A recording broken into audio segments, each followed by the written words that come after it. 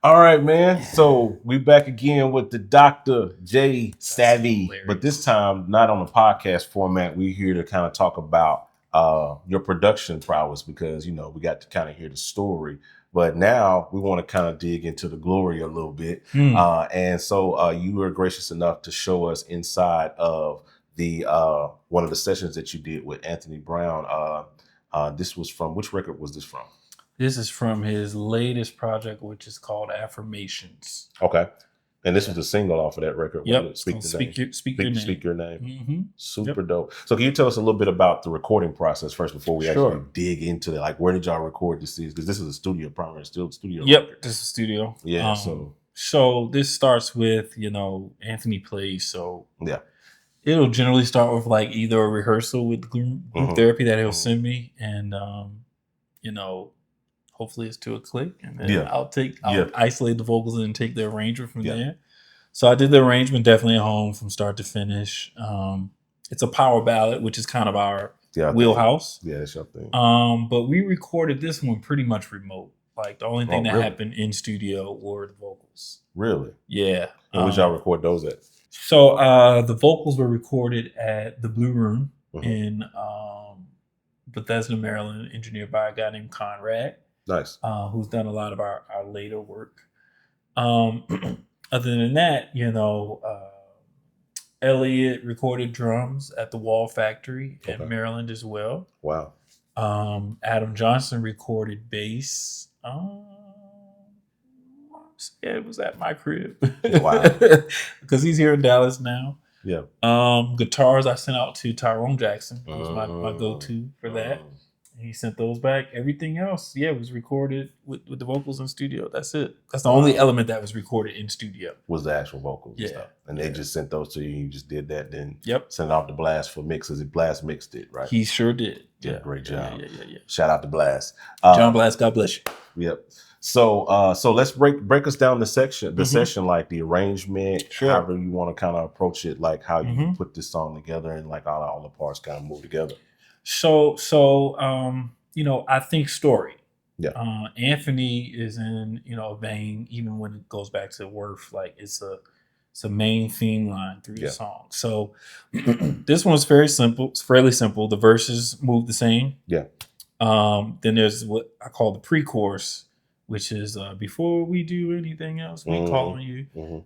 So it happens once. So my formula is always going to be straight ahead. Yep.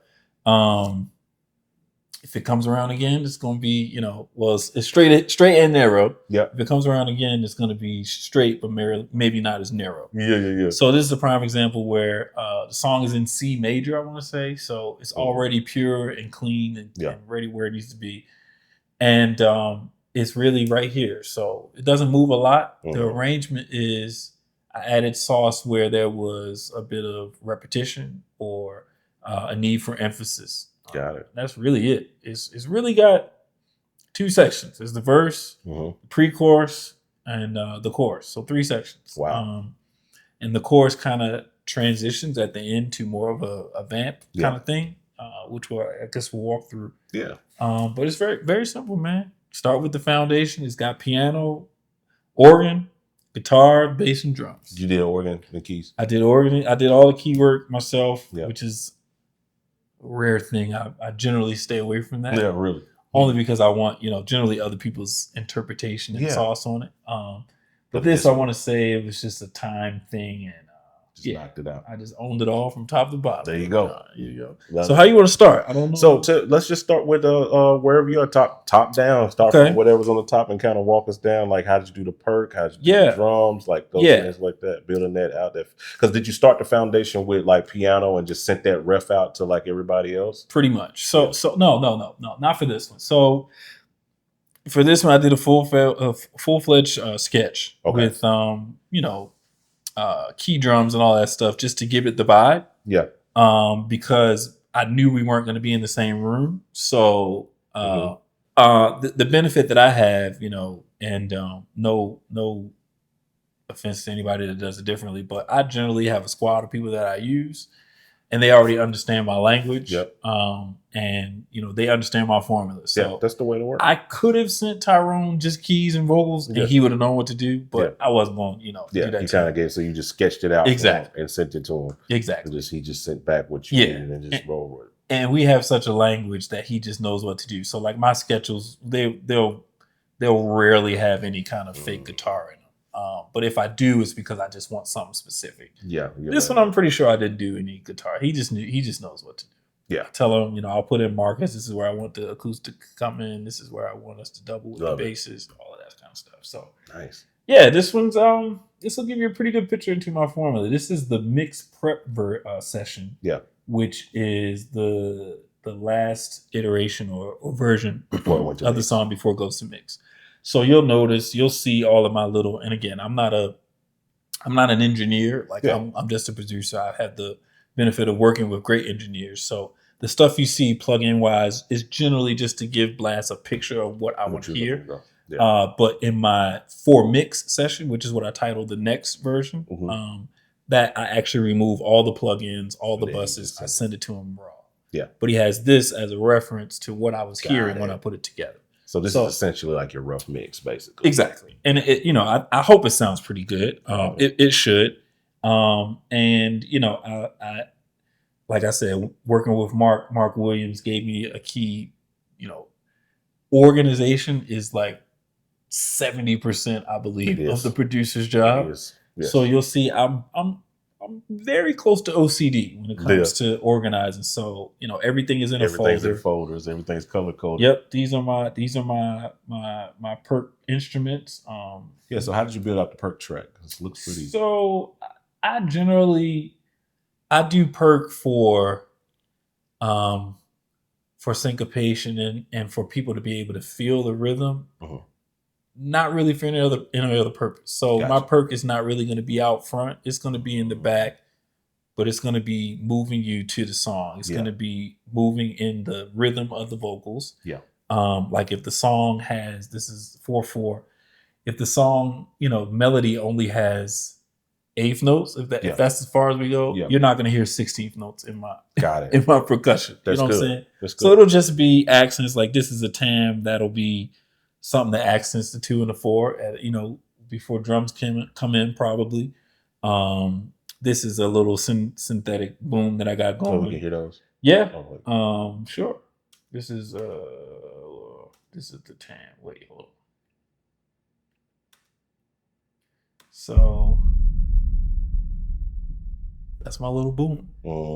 That just starts the verse 1. You'll hear when he comes in. It just kind of gives us a play. I use chimes pretty sparingly. You'll see there's one here, there's one there, 2 there. So 4 chimes in the entirety of my song.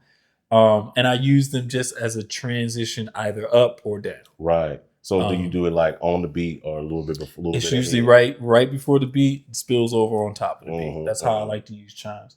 And I ain't gonna front with y'all. I pull stuff from everywhere. Yeah.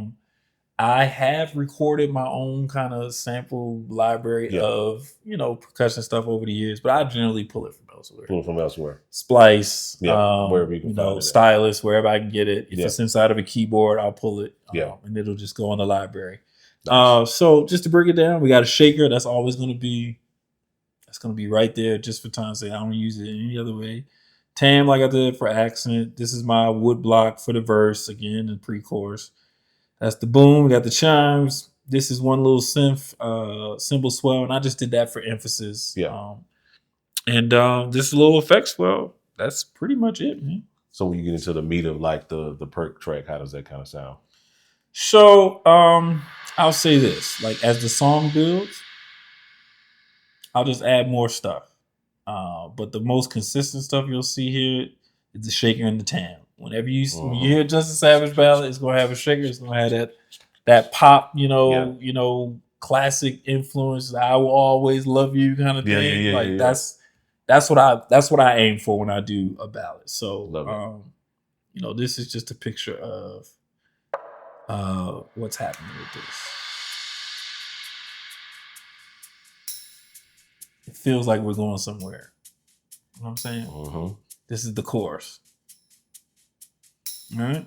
And it's not really going to get much bigger than that because I got a drummer that's wearing them drums out. So this is just to, again, accent the rhythm of the song. It's not meant to keep the drummer in time. Like I don't, I generally, when I record, and some drummers may even hate it, but like when I send a track for you to perform to, I'm generally not going to include the perk. Because I don't want it to influence you or limit you. Yo, I got my shades on.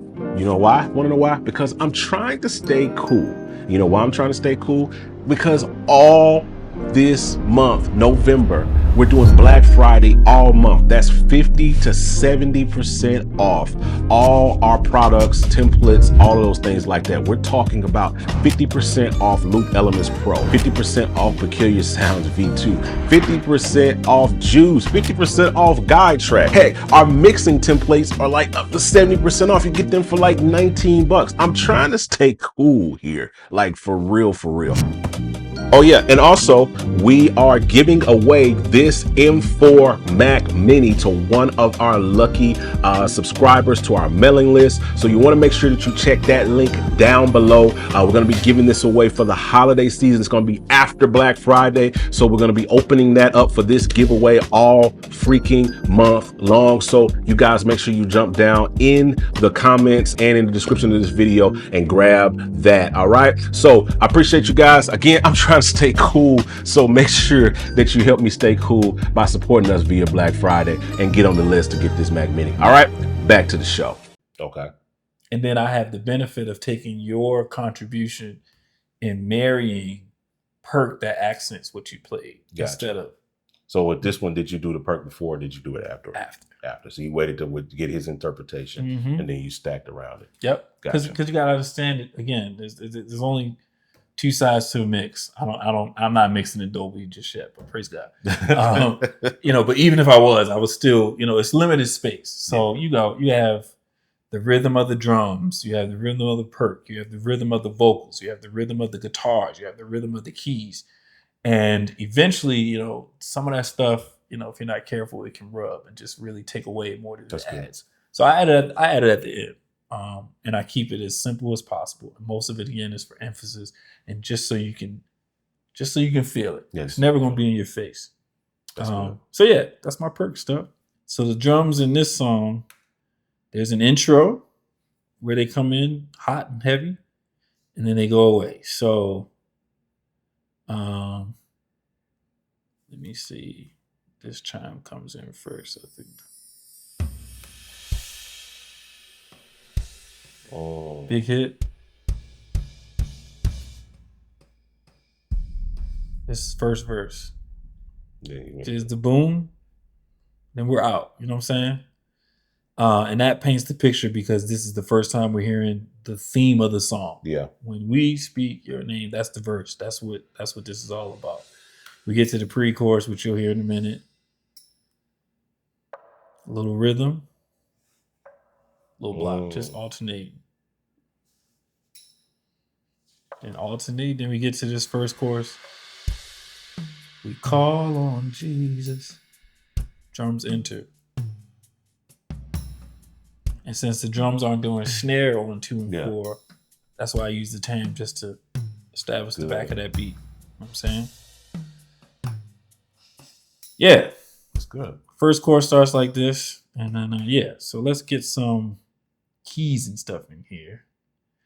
My keys, okay. Always get in trouble about this because I get fussed at. People are like, why don't you turn your pianos up? I want to hear the Justin Savage piano. And I've just never been a fan of like obnoxious mixes that are just instrument and keys heavy. Like just because you play the keys on a track and you're producing it, you just turn the keys just turn the keys up. Because you play bass, the bass is just that. I just try to keep the main thing and let the song dictate. If the keys need to be out front, I'll reluctantly put them out there, but generally they need to be. It's most times more about where you kind of EQ it and put it inside of the layers that lets it cut through like it needs to. So starts with the drone. keys have the intro because it's, you know, I will start the intro with me because it's the vision. Organ, yeah. And this is the organ VST. I did Really? not cut this, you know. What did you use for it? You're not gonna believe me if I told you. What did you use? You're not I've heard some good ones now. Give me your best guess. It's not Logic? It is Logic. Okay. Yeah. The vintage organ in Logic. Yeah, this no slouch. It's amazing when you tweak it a little bit. And what I do to make it more natural. What I do to make it more natural inside of mixes, is that I have a pair of drawbars. Like some MIDI drawbars. MIDI drawbars. Yeah. So it makes it feel more natural. I slow the acceleration down so it doesn't speed up all fast, which is unnatural for an organ. It has a natural acceleration, a natural. That's good. Okay. So yeah, because the organ wasn't going to be like a huge part of what the production was. I didn't. Yeah, you didn't go cutting mic up basically and do all of that stuff. And you'll hear it, but it's not like in your face. So what about the piano? Is that VST or is that VST as well? This is my good friend Keyscape. Of course, that's like almost the industry standard. I generally start with the cinematic when it's a ballad and just tweak from there. I like my piano bottom heavy so you can feel the bass of it. Yeah. And I usually thin out a lot of the middle. And it usually kind of cuts through pretty well. Of course, I send it to Blast, you know. And then he does his thing. So do you start the track in Logic and then as you get ready to build it, you put it in Pro Tools? So that is my process. That's the most recent process. I create in Logic. I edit in Pro Tools. Okay. Pro Tools, I mean, I don't get in no trouble. I ain't like I endorse them or anything, but Pro Tools MIDI experience just isn't as good as Logic. It's not. It's gotten better, but it's not. They're just not there yet. It's just not there. They're just not there yet. So, you know, I just know Pro Tools so well, and it's the industry standard. You know, it just makes sense. So once I'm done, I create. That's where it's going at the end, anyway. It's gonna go. So yeah, that makes sense. So yeah, that's my deal. Yeah. And then our drone pad, is it just like a sample you found somewhere? That is probably from. This is probably from Omnisphere. Got it. Yeah. So I'm generally in the box. Yep. I have one keyboard. Really? I have one main keyboard. It's a Yamaha CP40. And I have a key station MIDI controller. MIDI controller. And do everything from there. Everything's in there. Simple as best. So dope. And this is throughout the song. Yep. Throughout the song. Right?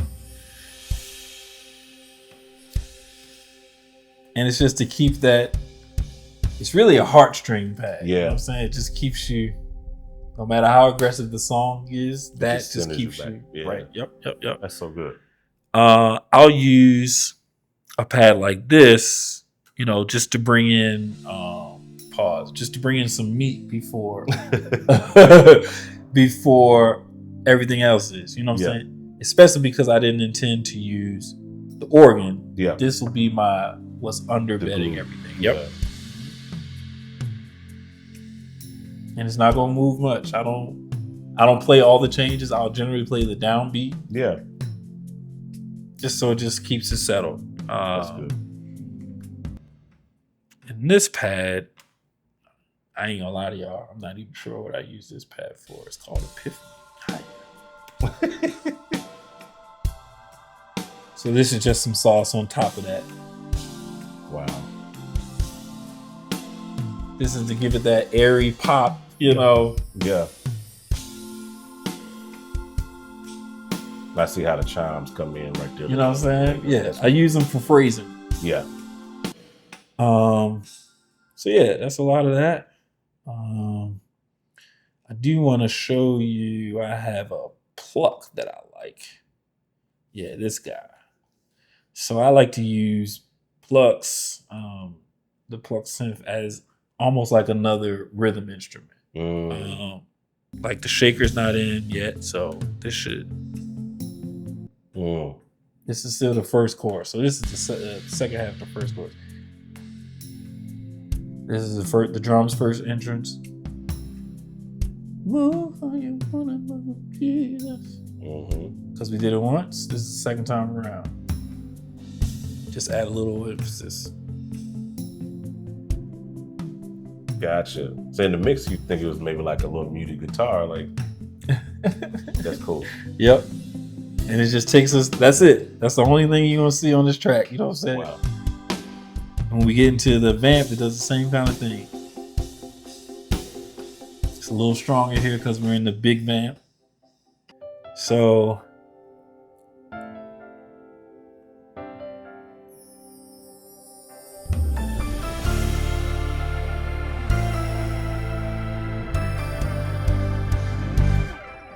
one bell, the effects piano there. Something happens in the room. Tune all my own vocals. Really? I never send them out. I just never felt comfortable doing it. Wow. And especially with a voice like Anthony's, his is unique. He's unique. Yeah. He's a baritone with tender tendencies. Wow. And I know how certain plugins and stuff affect his voice, so I tend to do my own too. So. Wow. So you use Melodyne? I do. The old school way too. I don't just plug it in and hit go. I go note by note. That's what it takes, man. The song is always made in the edit. Yep. That's so cool.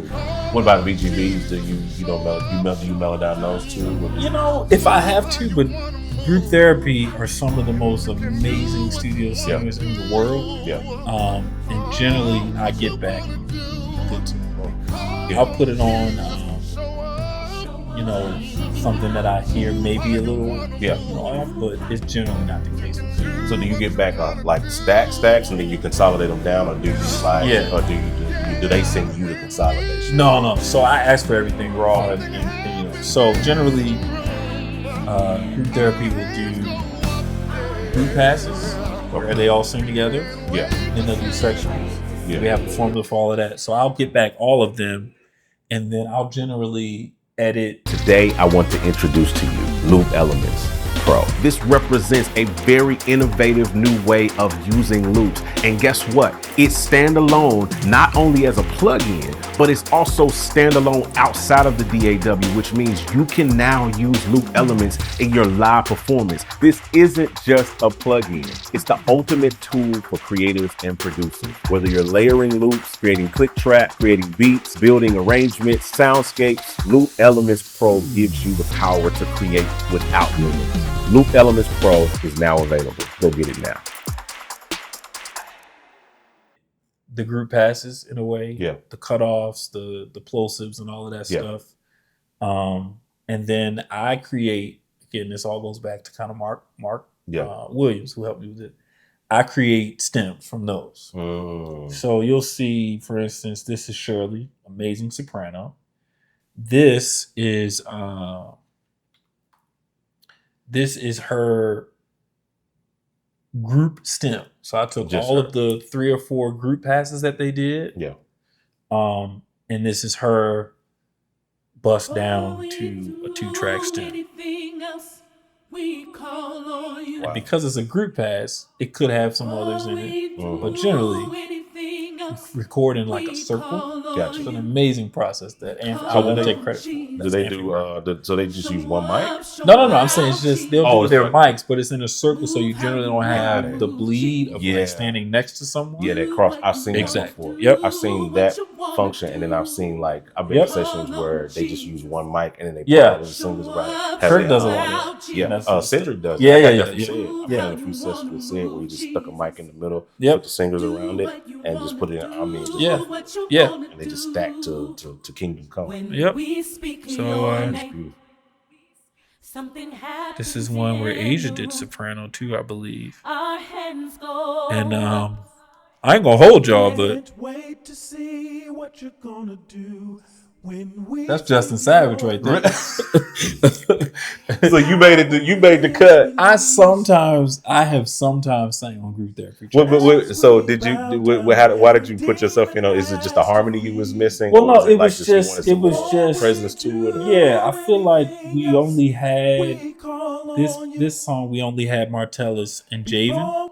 Okay. And we generally have a thicker sound when we Yeah. usually do 3 or 4 tenors. So I was like, and Anthony usually sings as well, but for some reason he didn't. So I was like, you know what? I'm just gonna. And I was not in the studio. I did just at the crib. Wow. And just went ahead and put this in there. That's dope. But you know, I'll take everyone's passes. I'll do, you know, the edits, like I said, the plosive, the beginnings, the ends, the phrasing, the timing. Yeah. I rarely, but I do have vocal line, you know, I was gonna to ask get about timing locked in. But again, with these people, it's Most of generally the time, it's not a thing. So stem them out, and that's the group passes, and then same thing down here for the sections, which is where it gets really a little more intent, because everybody's doing their thing in sections. So you don't have to worry about any of the bleed, you know, or anything like that. So the process, and I've seen this process played out a bunch of times in sessions. So there's group passes, and then from group pass, and that's everybody singing their own harmony in there. That in that space. There's 3 singers, 4 singers, how many ever, singing their parts, and then it goes from there to bringing the individual sections like alto, sopranos, correct, tenors, correct. They sing their parts. Same exact thing. Same thing. Just go through and do their passes. Yep. And then after that, what is it? Just the individual people? Do y'all do No, that? we don't go that so y'all just go groups and then singles? Not generally. So like groups and then sections. Groups and then sections. Okay. So I've seen groups, sections, and then I've seen individuals. Yeah. And then they will bring up each individual singer. Sure. And Yeah. make them go through and sing their part throughout the entire song. I've seen that to get it, make it sound really big. So I will say, like during the pandemic, when there were restrictions and stuff like that, we definitely did a lot of individual stacks and stuff like that. It was painstaking, to be honest. I wouldn't volunteer for that. And vocal line, because again, you're not singing with that group. Vocal line was my best friend putting that together because it's just no way to sing like a group most times without the group. So that was a little interesting. That's good. Thanks, COVID. But yeah, so Shirley. And another reason, like the tuning thing gets weird for me. Why I don't always participate in it when it comes to VGV, because it adds the texture. Yeah, you can hear that one. Yeah. You know, if you wanted to sound big and massive, like not like a choir, but a big group, like you kind of got to leave the space for that. For every takes, interpretation.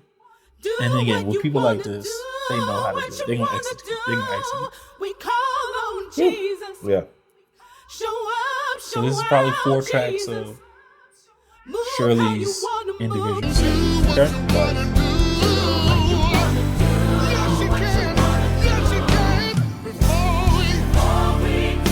You'll see here are my little effects. Again, this is only here to give Blast a picture of what I want to hear. So that's important though, yeah. So we have a formula.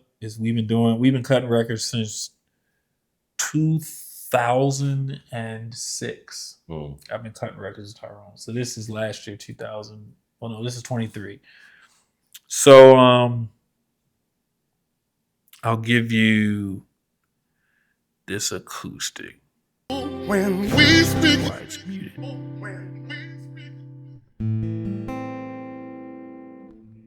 As we bow down before you, every demon. So yeah, and Tyrone Jackson is a producer in and of his own right. Yeah, sends back amazing tracks. So whenever we do acoustic, he generally gives me a DI and he gives me the mic for the body of it. Same thing here. No plugin, no synths, none of that. This is real acoustic guitar, mono lines. You know what I'm saying? Wow. So let's walk through some of these.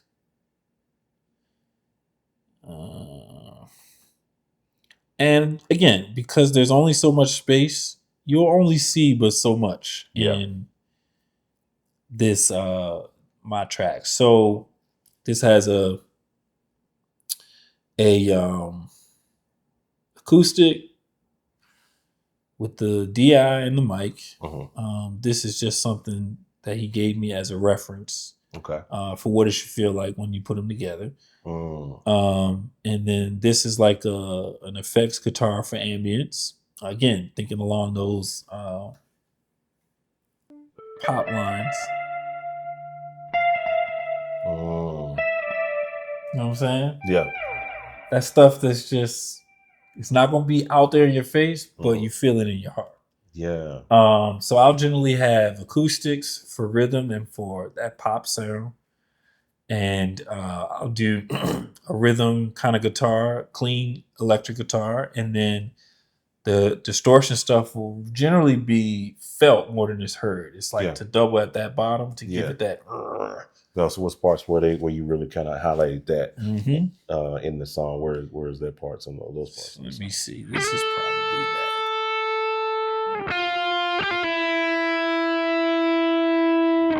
Yep.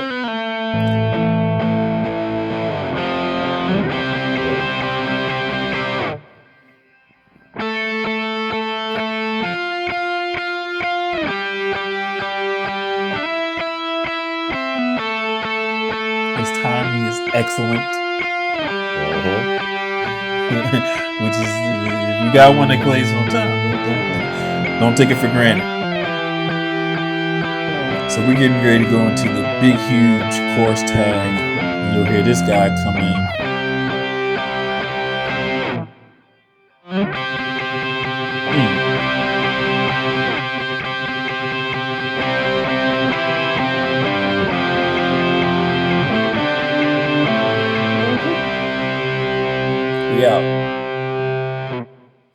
So that's how I'll use distortion. I rarely have like guys just soloing and noodling over stuff. It's intentional. Yeah, it's intentional. That is so good.